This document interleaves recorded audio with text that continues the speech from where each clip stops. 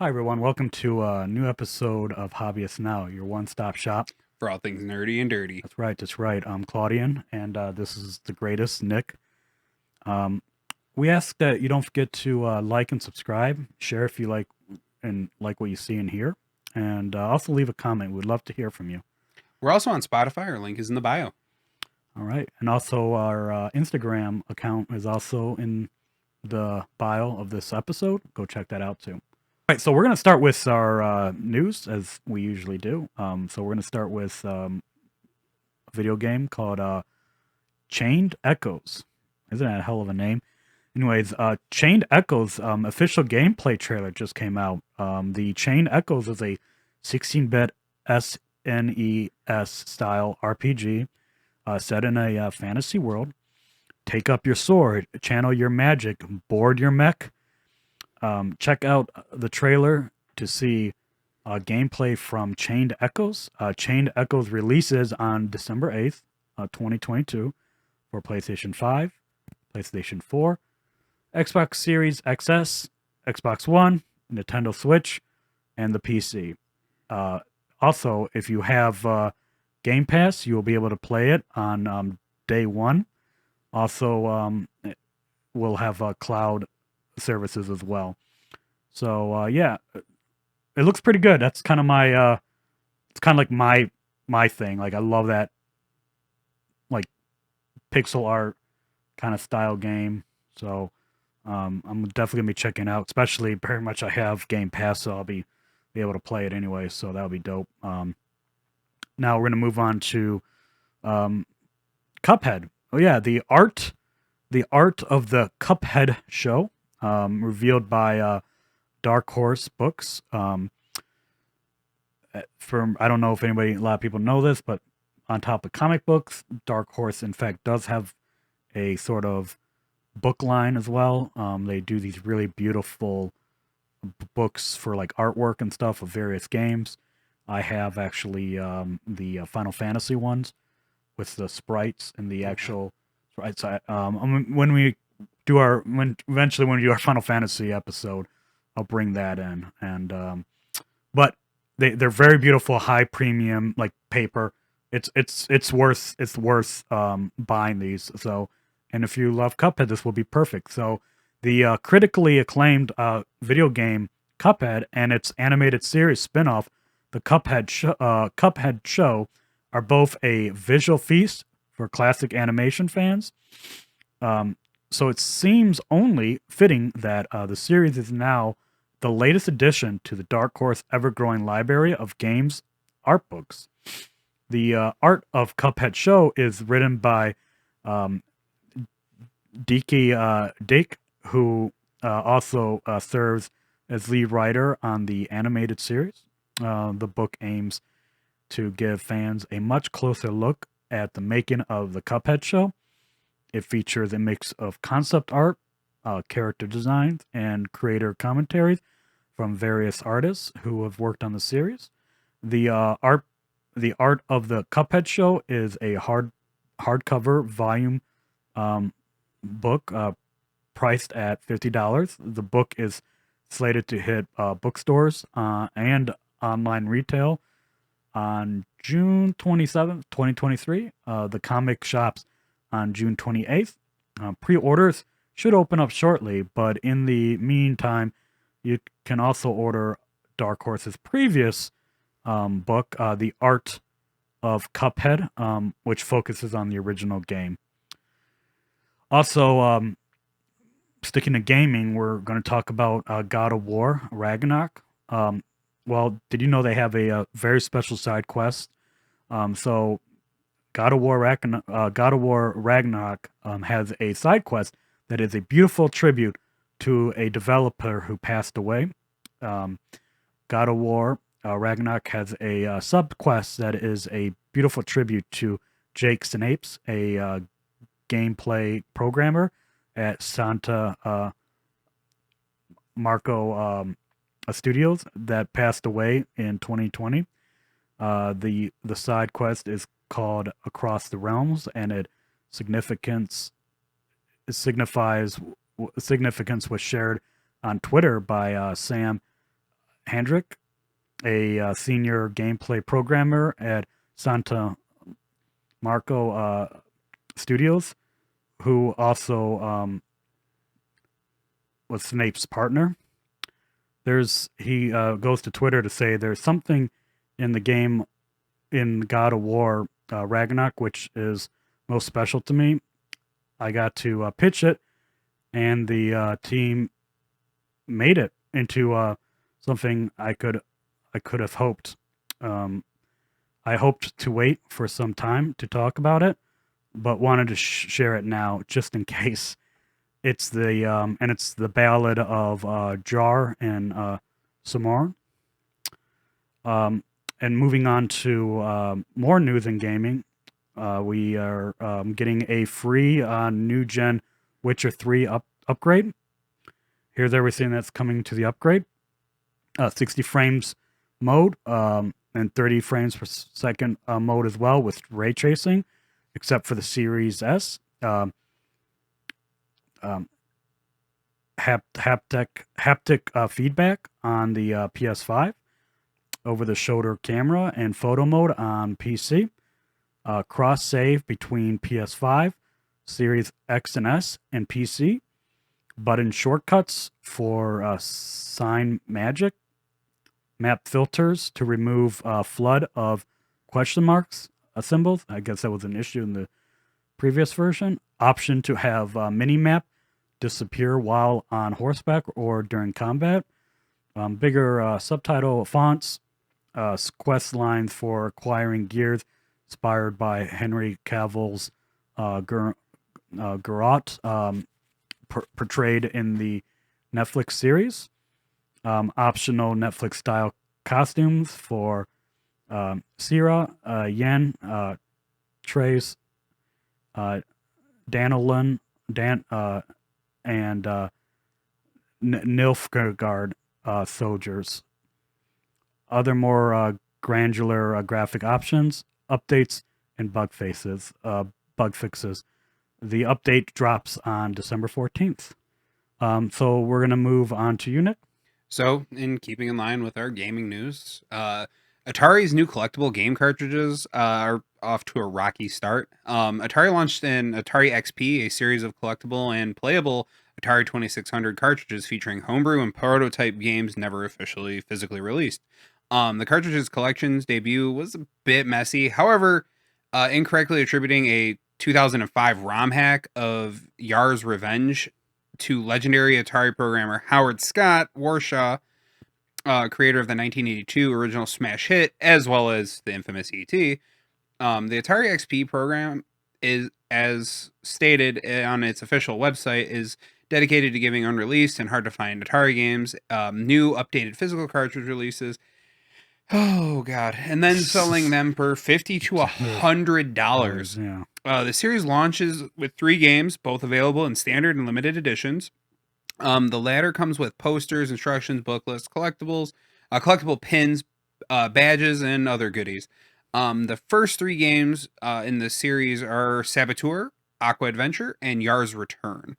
Yeah, those are really pricey. Yeah, pricey, and then on top of the controversy that is basically, did they steal basically homebrewed stuff, and are Atari just saying, "Oh, that's ours," when it was never even original, like wasn't even a creation of like the original game. Like it was something they'd gone and somebody homebrewed, built, and just put it out there, and then Atari saying, "Well, that was us," and it wasn't even them. But it may follow that original designer of an original game's artwork very closely. So there's a bit of kind of a weird controversy, and then plus the price tag. And I actually really don't know how many people are aware of this even going on. It has a real, if it's going to be successful, it's got a terrible hill to climb for sure. Well, moving on to some much better news. My favorite portion of this entire thing, the figures. So we'll start with Good Smile Company Kimetsu no Yaiba Nezuko Nenroid figure. $42.71. All the faces, hands, extra stuff that they normally come with. She also has they're fantastic. I love the Nanoroid figures. Mm-hmm. I actually own 2. And then we have the Bandai Spirits Chokugan Gundam Aerial. He'll run you about $159. Pretty steep price point. I think a lot of that has to do with the last year's sudden boom in Gundam, because everything's went up. Everything's Yeah. super expensive, hard to find. It's kind of annoying, but keep it going. But it's $159. And then we move on to this is more on this Yes. guy's area. Yes. The Good Smile Company, Attack on Titan, Nanoroid Colossal Titan. He'll run you about $40. He comes with a little wall, 3 really mini humans, and 2 like much smaller, like regular base Titans, I guess, Yeah. if you would. So he's really cool. And then another thing that's kind of in Claudian's wheelhouse, Bandai Spirits figure art Darth Vader. Yes. He will run you about $44.81. Beautiful figure. I mean, most of the Star Wars figures are very well done, especially figure arts ones. This one's no exception. This one is from Return of the Jedi. I mean, Darth Vader's kind of Darth Vader, unless you're Yeah. going like comic book old school, like before he got completely fixed up Darth Vader. But other than that, Darth Vader's Darth Vader. Well, technically, there are variations of Darth Vader from movie to movie. Yeah. Like, if you really want to get super technical, but Yeah. like everything from his His little buttons on his his chest. buttons and stuff, orientations do change. Yeah, but on like figures, like, you can't ever notice it. I mean, you can, but like they're so I'm, small. And I mean, minute. I actually don't know much about this, but I just know that that is a thing, and that there are people that are super like Oh yeah, anal that are about super anal about it. I particularly am not. I just see Darth Vader, and as long as it's not Hayden Christensen, I'm good. that. And like I said, all these will be released in January of this year. Well, technically next year, but Oh yeah. but yeah. And then we move on to something slightly adjacent to our actual, meat and potatoes, if you will. Yeah. Legend of the White Dragon. So with the recent passing of Jason David Frank, that movie will still be being released in 2023. They're still continuing filming, so we'll still get to see that. But for those who don't know, this is just what the synapse we pulled from the actual IMDb site, because I wasn't 100% sure, because there's like stuff on it, but there's not a whole lot. Yeah. In the aftermath, the city was decimated, a past reminder of a great battle and fall of heroes. The heroes were blamed, stripped of their titles, and hunted. The final film Jason David Frank was to star in. It still looks super like Sentai, like how the original Mighty Morphin was. It's reminiscent of Power Rangers, but I don't believe this is actually a Power Rangers film.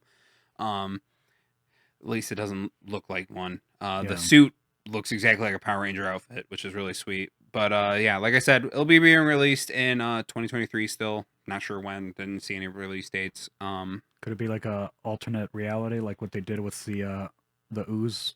Oh yeah, man, I guess that's possible. But yeah, so we can actually move on to our actual Yep. the meat and potatoes of this. All right, so we're gonna go to our main topic, and that's gonna actually be the great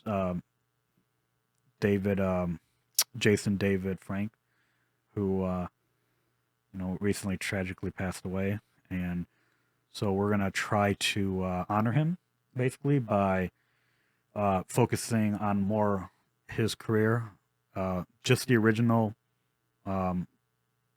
Mighty Morphin Power Rangers. So that'll be the first 3 seasons, and we're just not going to focus on anything that's non-canon. We are gonna skip the comics because there are plenty out there, but I know there's some real good ones that are probably good recommendations. I know you mentioned one per se, Nick. Yeah, anyone that has this guy in it, Lord Draken, Yeah, totally amazing. So, I mean, all of them are really good with that one. So yeah, so we're gonna start with a little bit of the life of Jason David Frank.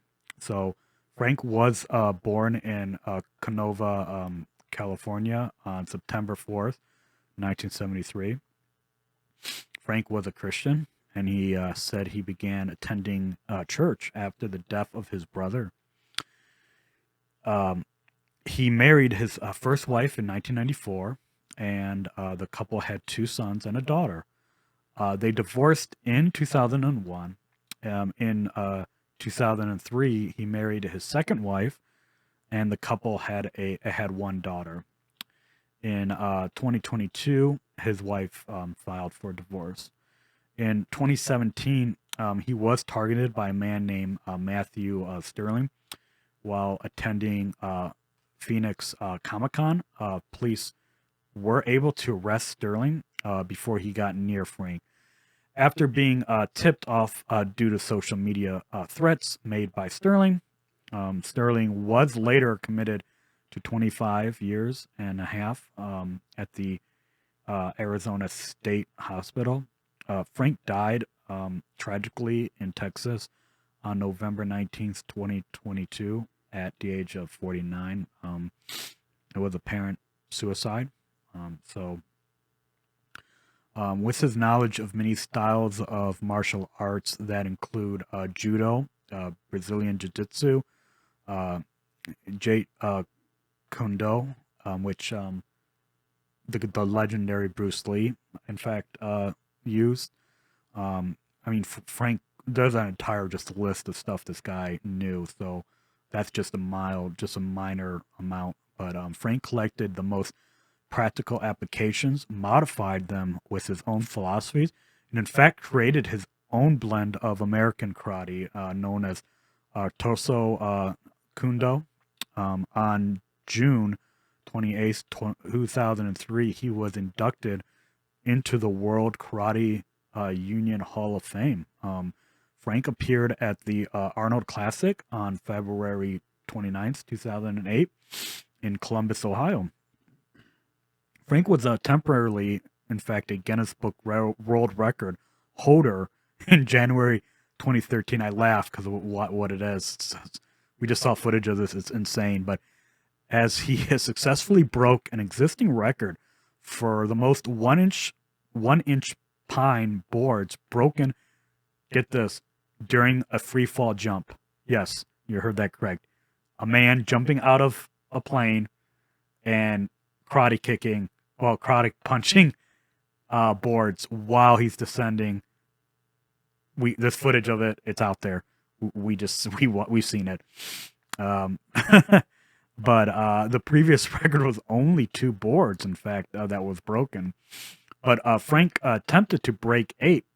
He successfully instead broke 7, which became the world record.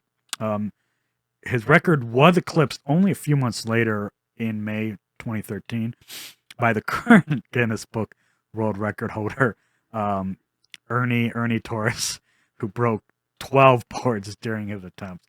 It's so insane. It's just crazy. But like I said, there's footage of this, so check it out. On August 21st, 2009, Frank officially announced that he was signing with Sucker Punch Entertainment, a sports marketing and management company specializing in MMA.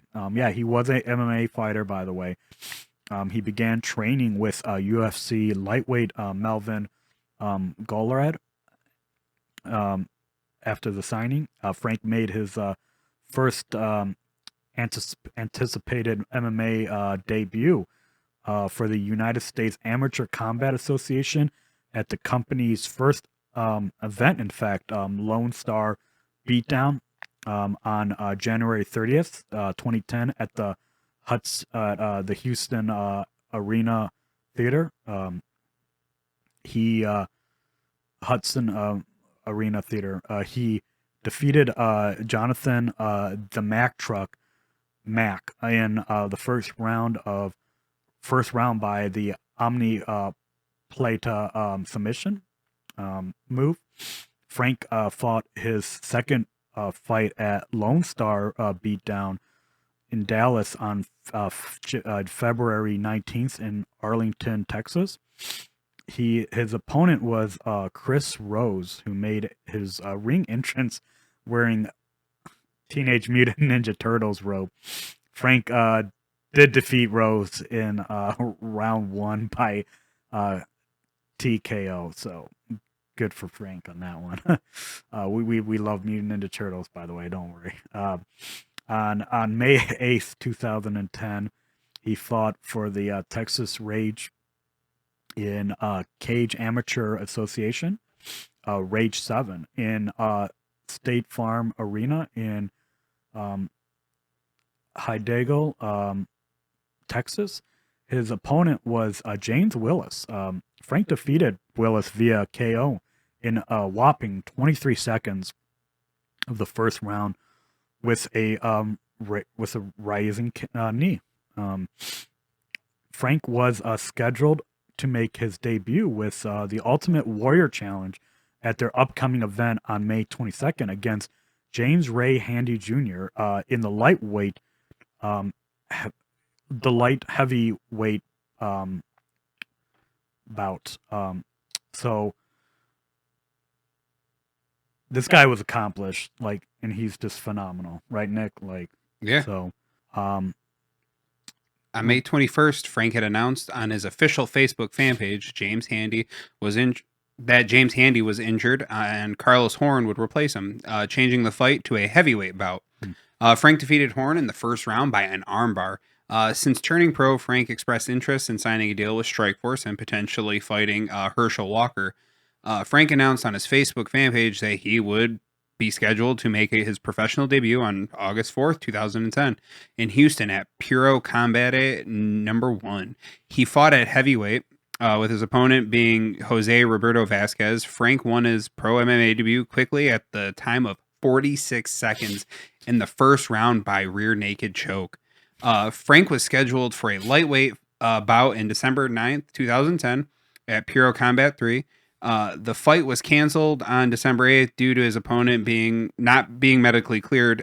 He was then scheduled to fight Sean Mikado on July 22nd, 2011 at Legacy FC 7. However, due to a possible bicep tear, the fight was canceled. So a lot of his fights you can actually find on YouTube. They're quite interesting. You can tell like he's used to this stuff. Not only that, but the video we were talking about of him actually breaking these boards, you can see it on YouTube, on Machinima, or you can go watch his documentary, My Mighty Morphin Life, which is definitely worth watching. He's a really good dude, and that's why we kind of talked about the fights, like he had said prior. Yeah, and we just really want people to know he was more than just a Power Ranger. Yeah, it's a role may define you, sure, but I mean it's what he's done well after that role, and yeah, so that's why I thought it kind of an interesting angle to give him. For those who may not even know, he was an actual MMA. I actually didn't follow him at all. I didn't know, so I kind of learned all this myself. So, but we're gonna actually move on to the show, and that show is gonna be Super Sentai series. So I got you guys. You all thought we were about to talk about My Morphin Ranger. Well, first we got to talk about this show first. There's a reason for it. It's sort of how the show My Morphin Power Rangers got going. But the guy Saban, who kind of started it all, essentially took footage from this show and built this concept for what would be Mighty Morphin Power Rangers. Shopped it around everywhere, but nobody wanted to buy it. And then one day, I think it was like Fox Kids or one of those stations had their executive was like, "Oh, you know what? I'm looking for something like this." And Lord and behold, he had this material and this concept, and eventually, they ordered a pilot, and then from there they started the show. So yeah, so Super Sentai series. The first two Super Sentai series were created by Shotaro Ishimura, then known for the 1971-1973 Kamen Rider TV series, which is still going on today. It's a big deal. It's a pretty decent show. And the long-time running manga, Cyborg 009. Anybody here that is a manga anime person probably has heard of this show or seen it. There was, I believe, a 2012 version that just come out. But yeah, so he developed Himi Su's um, Sentai Go Ranger, which ran from 1975 to 1977, and JAKQ um, Denji Denji Kaya Denji Taikai released in 1977. Toei Company put the franchise on hiatus in 1978, collaborating with, in fact, of all things, Marvel Comics to produce the live-action Spider-Man series, which added giant robots to the concept of Toy Seesaw's shows. The giant robot concept was carried over to Toei, and Marvel's next show, Battle Fever J, released in 1979 and was then used throughout the Super Sentai series. So we're going to start with now the first season of Mighty Morphin Power Rangers. So we're going to take it off to you, Nick. So this is just a brief plot summary and then a little bit of facts at the end. So the original season 1 is from 1993 to 94. The series takes place in a fictional town of Angel Grove, California. On an exploratory mission, 2 astronauts discover an extraterrestrial container referred to as the dumpster as a result, of the smell, and breach the unit inadvertently, releasing an evil alien sorceress, Rita Repulsa, from 10,000 years of confinement. Upon her release, she and her evil army of space aliens set their sight on conquering the nearest planet, Earth. The wise sage Zordon, who was responsible for capturing Rita and also being the enemies of Zordon's home world, Eltar, later becomes aware of her release and orders his robotic assistant, Alpha 5, to select 5 teenagers with attitude to defend the Earth from Rita's attacks. The 5 teens chosen are Jason Lee Scott, Kimberly Hart, Zach Taylor, Trini Kwan, and Billy Cranston. Zordon gives the ability to transform into a fighting force known as the Power Rangers. This provides them with superhuman abilities and an arsenal of weapons, as well as colossal machines called Zords, which combine into a giant humanoid machine known as the Megazords. Mind you, none of these people are even close to being teens. Technically, by words, they're teens, like 18, 19, and I think the oldest being 23. Yeah. The series begins with 5 teenagers combating Rita and her seemingly endless array of monsters, while also dealing with typical teenage problems and clashing with local bullies, Bulk and Skull. However, consecutive failures lead to Rita to adopt a new method of conquering Earth and destroying the Power Rangers by attacking them with one of their own. Using her magic, Rita kidnaps and brainwashes a local teen whose fighting skills prove to equal that of Jason in a martial arts local tournament held at Angel Grove. The new teen, Tommy Oliver, passes Rita's test, becoming the Green Ranger, entrusted with Rita's Sword of Darkness, the source for the continuance of the evil spell he has fallen victim to. Tommy comes dangerously close to defeating the Power Rangers after sabotaging the command center and cutting off Zordon's connection to their dimension. Tommy helps Rita strike another blow to the Power Rangers when the Zords are drained of its power by the solar eclipse and then blasted into a molten lava crevice. However, Alpha eventually succeeds in reestablishing connection with Zordon and revives the Megazord. With it, the Rangers stop Tommy's rampage on Angel Grove with his Dragon Zord, and Jason ultimately defeats Tommy in one-on-one duel by destroying the Sword of Darkness. Now free from Rita's spell, Tommy chooses to use his Green Ranger powers to assist the Rangers in defeating the evil that gave him his powers in the first place, and the Dragon Zord is reconfigured to enable it to form a more powerful Zord combination alongside the Dino Zords. As time goes on, Rita focuses on eliminating Tommy to regain the powers she believes belong to her, using a special wax that was touched by Tommy when he was evil. Rita uses a magic green candle to slowly remove the powers, returning them to her. In the end, Tommy loses his powers, but he prevents Rita from reclaiming them by transferring them to Jason, who, feeling guilty for failing to protect Tommy's powers, accepts them. However, Tommy later returns to the team when the Ranger coins are handed over to Rita in exchange for the kidnapped parents. When Zordon's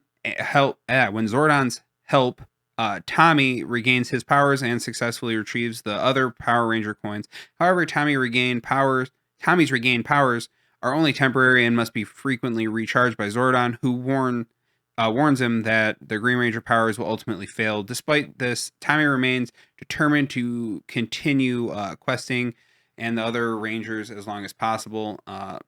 So this is actually one of my favorites. This is my favorite season because it Yeah. introduces the Green Ranger, and kind of gives you like the start of everything. And you can definitely tell as like the series continues on, everyone gets better. Yeah. So it does start off a little like, oh man, look at this, like kind of like campy and weird. Yeah. Well, there's a real reason for that. When it goes over to me, I'll explain to why that is. But definitely a fantastic season. I mean, it's exactly what you would expect. I did enjoy watching this again. I didn't think I would. I thought it would be like super weird, but I really enjoyed myself. And I mean, it's worth it. There's 3 seasons, but this Yeah. is definitely my favorite. Go ahead, Cloud. Yeah, I can't say anything else about like as far as like this probably is my favorite season as well. It's really what like I think about when I think about the show. Besides when we get into like the White Ranger, but in season 2, but I think like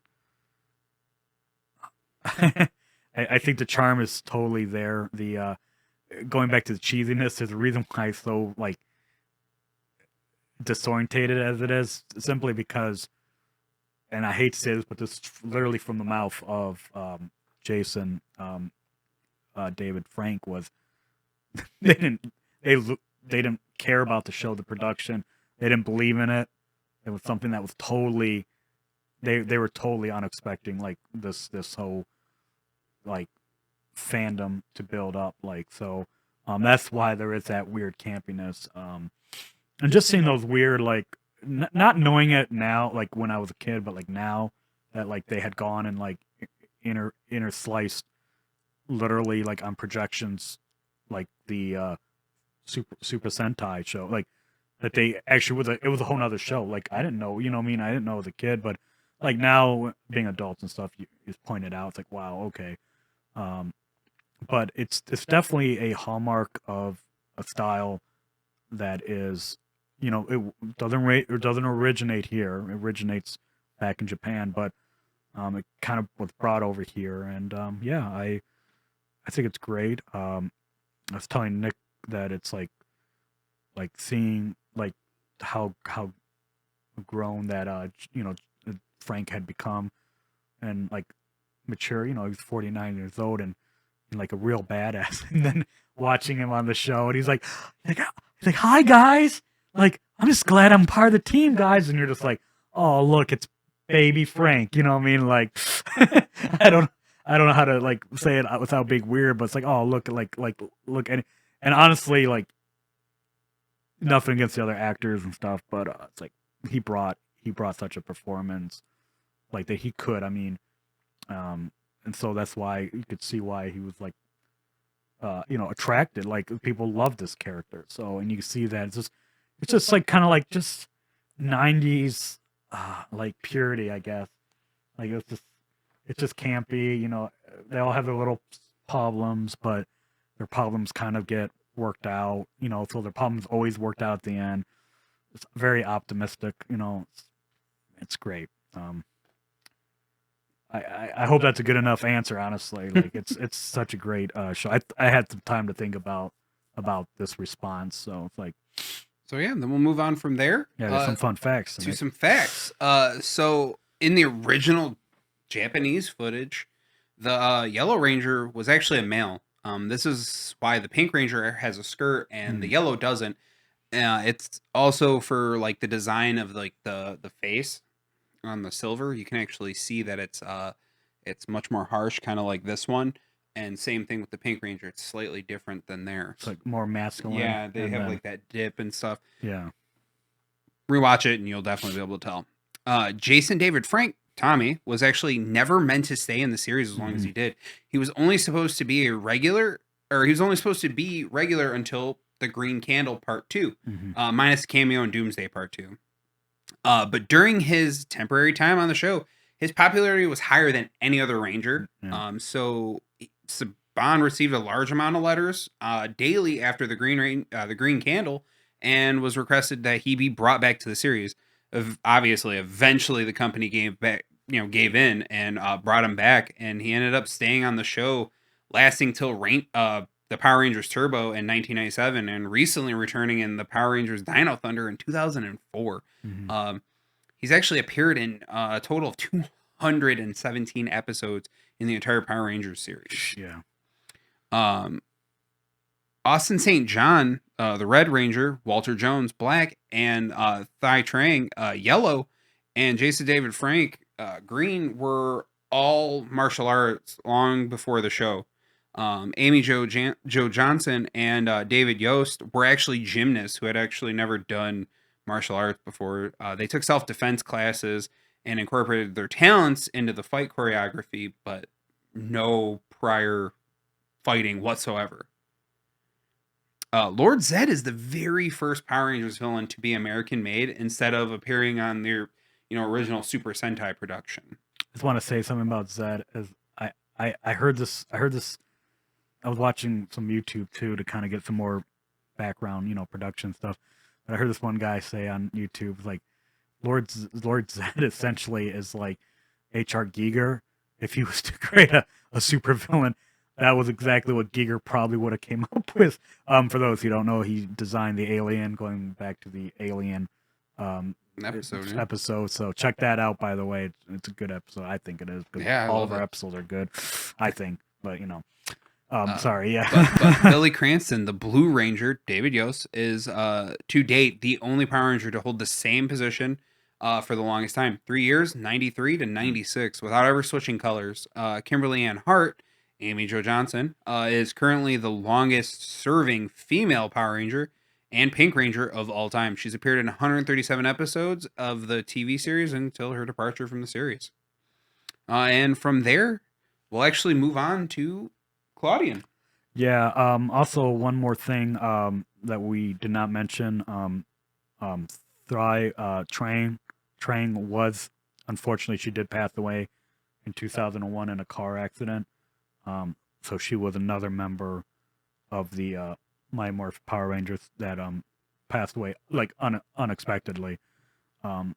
So I did want to point that out. But yeah, so we are going to go into season 2, which was from 1994 to 1995.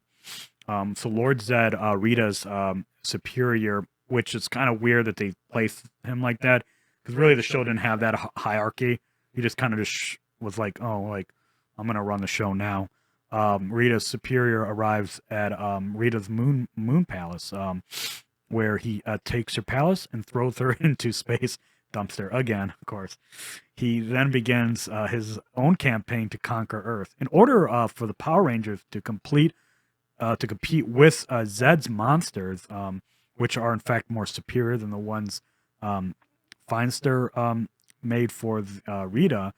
Zorion and Alpha upgrade, in fact, their the Dino Zords into a more powerful Thunder Zords, which combine into the Thunder Megazord.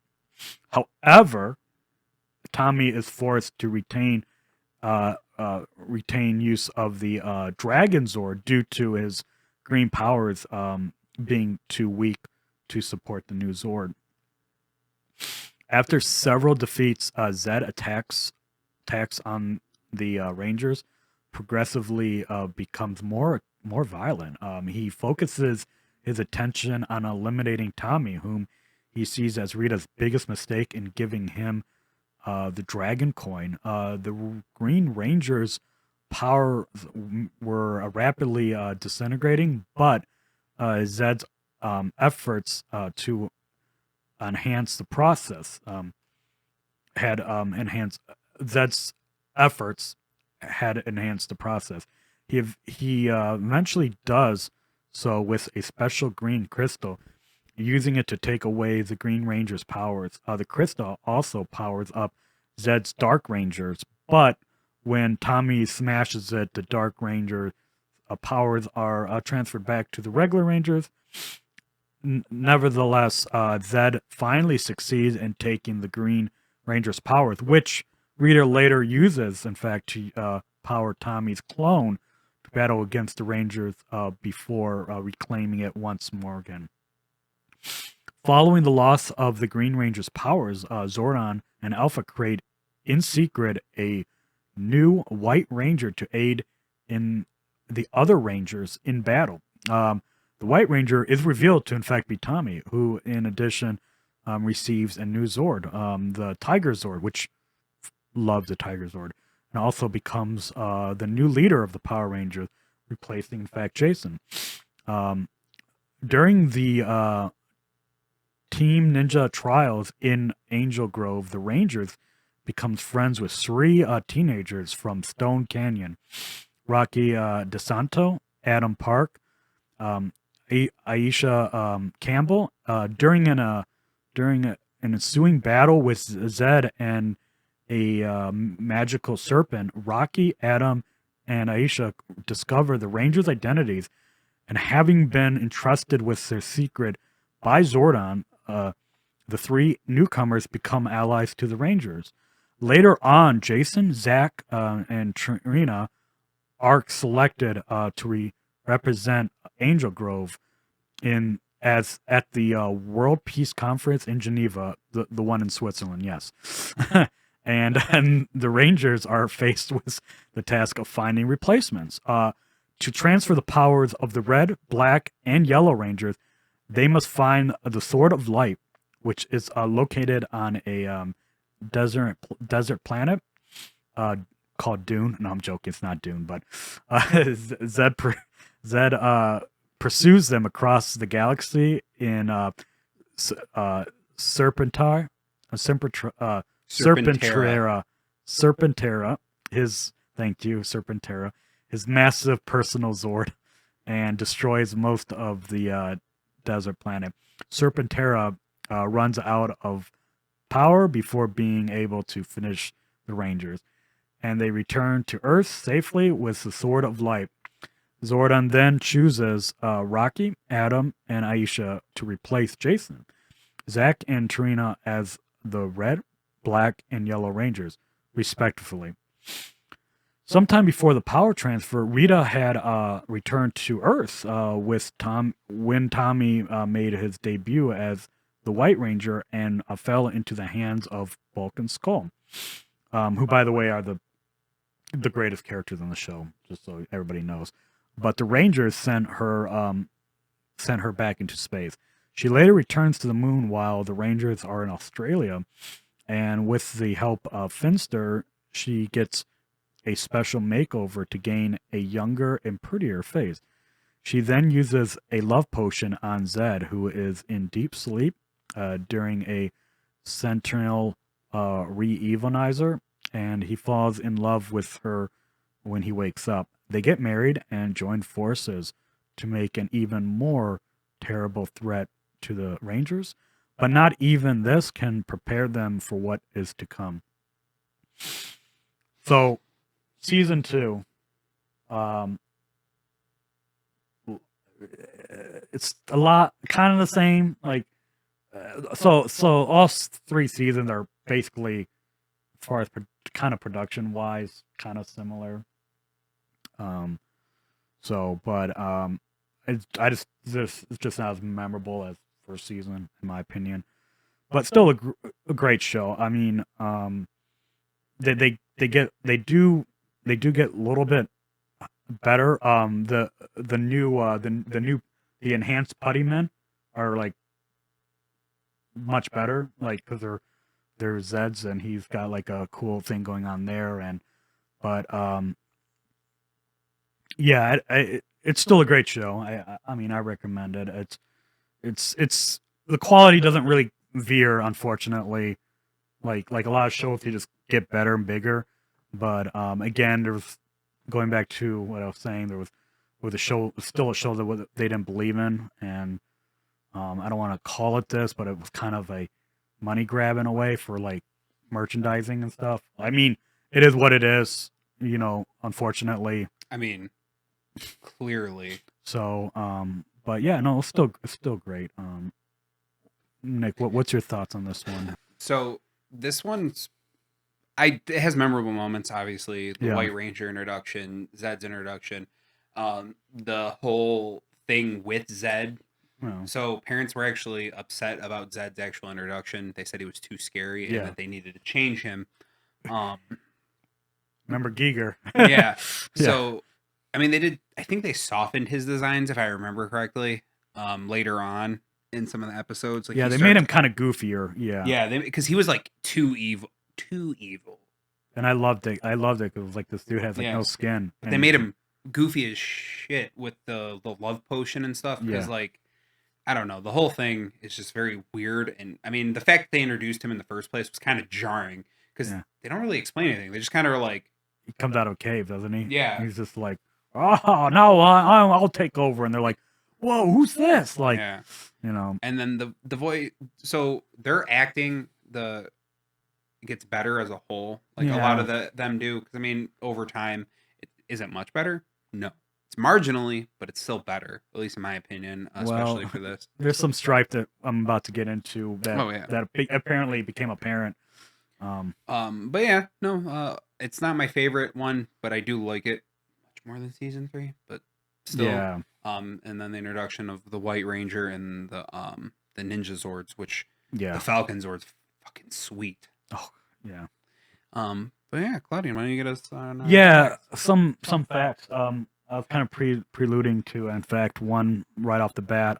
In real life, it was reported that Austin St. John and Jason David Frank actually didn't get along at all, which is the polar opposite of their characters.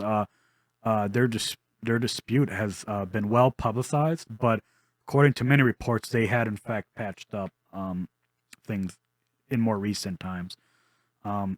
Austin St. John, Thai Trang, and Walter Jones actually left the show partway through filming season 2. That's why they went to Geneva, Switzerland, and allegedly over pay issues again. That's why I can't really say too much about it due to like not knowing that, but like their performance, they just kind of were like, now we know, with this information coming to light. Starting with the ninja encounter, Saban used recycled footage from their unmorphed scenes with with any new dialogue coming from other actors until the power transfer when their rangers were replaced by Stephen Cardenas, Karen Ashley, the voice actor a lot of people may know, Johnny Yambosh, and respectively. Austin later returned temporarily as the Gold Ranger, in fact, in Power Rangers Zeon in 1996. The series is an Americanized version of, in fact, of a Japanese Super Sentai series called Dinosaur Squadron Zai Ranger, 1992. Dinosaur Team Beast Ranger. This is the most evident in the combat scenes, which are, in fact, obviously stock footage from an older series. Each subsequent Power Ranger series is an Americanized version of a subsequent Super Sentai series. So, if that wrap your mind around that. So before he moves on from that, to give it a little bit more like explanation, Yeah. all of the fighting scenes where they're morphed into these is Super Sentai stuff. Yes. But all the stuff you see with our American actors that's what Saban filmed. Yeah. That's all original footage that they shot themselves. But the Sentai stuff and I believe the Zord stuff was actually all the Zords was all filmed in-house. Yeah. Well, sometimes, but then sometimes they took it. Sometimes they would have like the battles with the Zords, because that's usually what it would lead up to. Yeah. Oftentimes, and if you like watch carefully, you could actually see that they're fighting something different, or even the Zords are not the right. Yeah, not the right one. Like something here doesn't look right. Like so even there they were edging clips from literally from a Japanese show. It's like it's just mind blowing. But Although Tommy Oliver, Jason David Frank, was made the leader of the team once he became the White Ranger in season 2, Jason Lee Scott, Austin St. John, was actually supposed to remain as the leader even after Tommy's return. Uh, some of his original some of the original idea of this is shown in season 2 episode Opposite Attracts, when Jason orders the team to return to the command center during a disturbance, and his signals he signals and leads the team, including Tommy as the White Ranger, in the Power Rangers Morphin sequence. However, those plans were scrapped due to the rumor of pay dispute involving Austin St. John that would lead to Jason being written off the series, and the line that Zordon Robert L. Manaham says in the second part of White Light storyline was changed and re-recorded to make Tommy the leader instantly upon his return. Walter Jones is in fact missing his middle finger on his left hand. He's been missing it since he was 4 years old, childhood accident. You can only see it when he is morphin, and they were trying to in fact hide it. So a little bit of the stain on body morphia, I suppose. I don't know the real reasoning for that. It would have been interesting, Yeah, if they were like, hey, this is just how I am. So yeah, so we're gonna do season 3. Again, we're gonna just focus on what was canon, and so we're not gonna talk about the movie. But there was the movie, which was pretty good, but it's an alternate reality thing. But actually, a lot of people love it. I loved it. I saw that in the theater. It did not age well. I'll tell you that much right now. Listen. That's why you gotta have your. Come on, man. That's why you gotta have your candy eyes, man. You gotta have those rose-colored glasses. You gotta have the nostalgia glasses on. But yeah, so we're gonna take it with you, Nick, for season 3. So season 3 was actually 1995. It starts off with Rito Revolto. Rita's skeletal brother comes to Earth and, with the help of a group of monsters, destroys the Rangers' Thunder Zords and the Tiger Zord. As a result, the Dino Zords are also destroyed, and the Power Coins are damaged beyond repair. Undaunted, and Power Rangers seek the aid of Ninjor, alleged creator of the Power Coins, who gives them new Ninja Coins, providing them with even more powerful Ninja Zords, which combine to make the Ninja Megazord and the Falcon Zord, which is the White Ranger Zord. An Australian girl named Catherine Hillard moves to Angel Grove.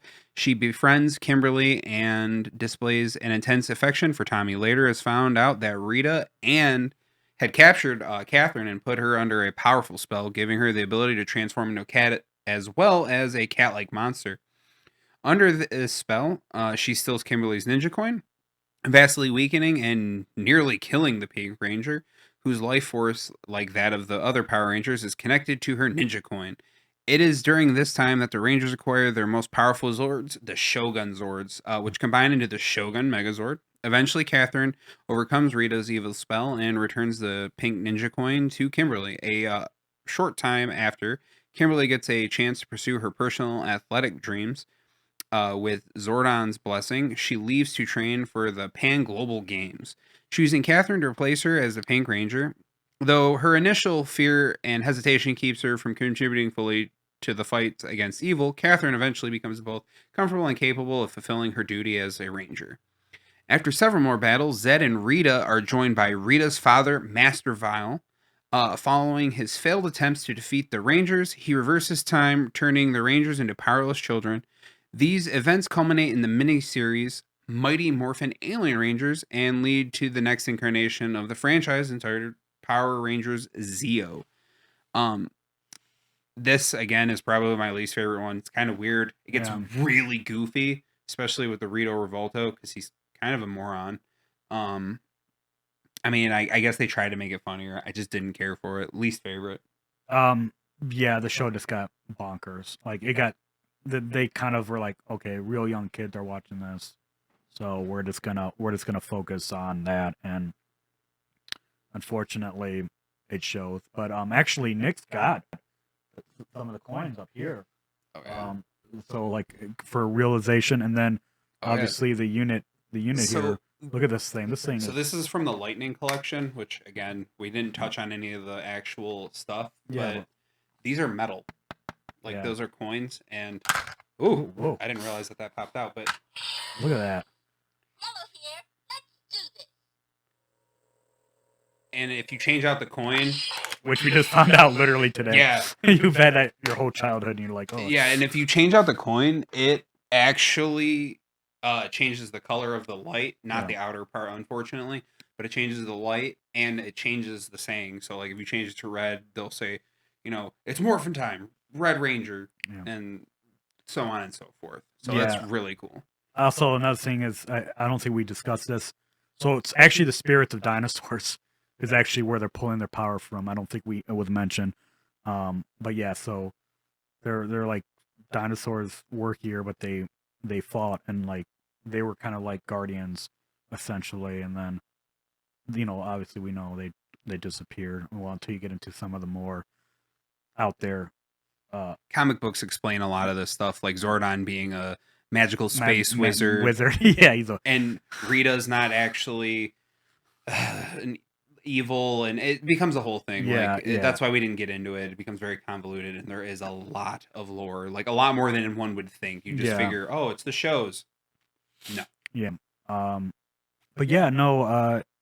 Yeah, it just the show got so bonkers. Honestly, like I did not see any of the new. I did not see like anything after that, and this would have been my time, like really.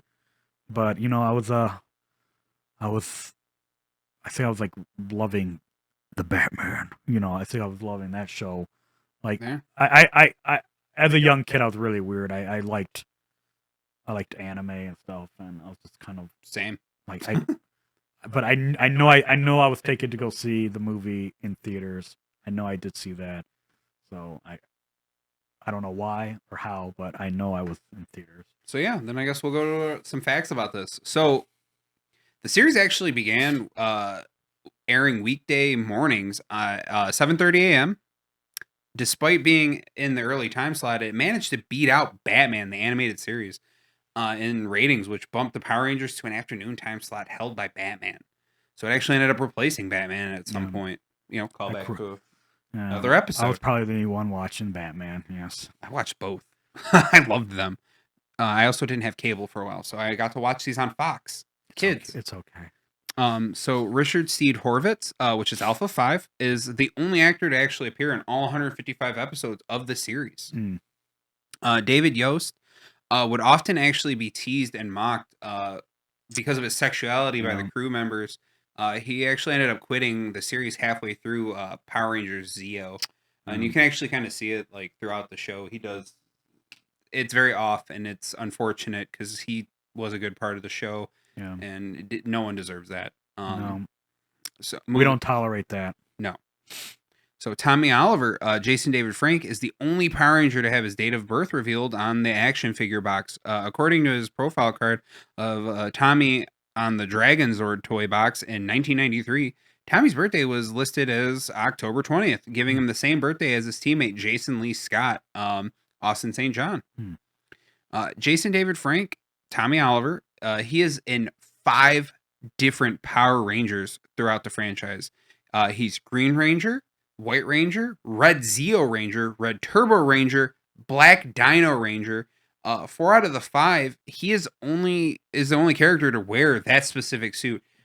He shares the Red Turbo Ranger with Salem Wired, TJ Johnson. The last broadcast on Fox Kids was October 29th, 1999. Actually, I think I remember this when it actually stopped. Yeah. I remember watching this because I was very disappointed. Actually, Fox Kids actually ended up getting taken off around this time entirely and was no longer a thing because like I said, I didn't have cable when I was younger, like that. And I remember this being taken off. Yeah, no, Fox Kids did go under. Did become all this stuff got moved over. Yeah. To I think it was like Disney or Kids WB, wasn't Kids WB, yeah. Yeah. So everything got moved over. Isn't it crazy? A Fox executive literally was just looking for something, and Saban literally had this show idea in his briefcase. Just he'd go to everybody who's just trying to peddle this story because he was like, "Oh, we can make it short. We can, we don't have to shoot that much." Again, going back to the that was Super their Sen- hook. Was they really had no filming costs because No. it already over half of it was already filmed somewhere else. Yeah. Yeah. As long as they kept going, but that actually ended up stopping too because Super Sentai actually they stopped recording and going to Kamen Rider as well. There was a crossover with them as well. Yeah. And there's a comic book for Ninja Turtles as well. I mean, because a lot of this stuff aired at the same time. The animated Ninja Turtles, the Ninja Turtle movies. So a lot of this stuff was very close. Yeah. 100%. So the 3 Sentai programs that actually make up the series are Kiryu Sentai, ZU Ranger, Gosai Sentai Dai Ranger, and Ninja Sentai Kaku Ranger. There we go. Kaka Ranger. The US version actually stayed with the same Ranger team and uniforms throughout the 3-year run to avoid confusion. And yeah. So again, I know Nick really grew up with Power Rangers. I myself, it was kind of Power Rangers was always that weird spot where it was like I kind of want to watch it because it was so different as a little child. That was like watching stuff I should not been watching, and just kind of like I don't know. It never for me was able to be the hallmark of my childhood, like so many people out there. But no, rewatching the shows. They're on Netflix. 20 minutes episodes. That's it. Like, and of course, like 3 minutes of it is the Go Power Rangers, theme. But it's amazing.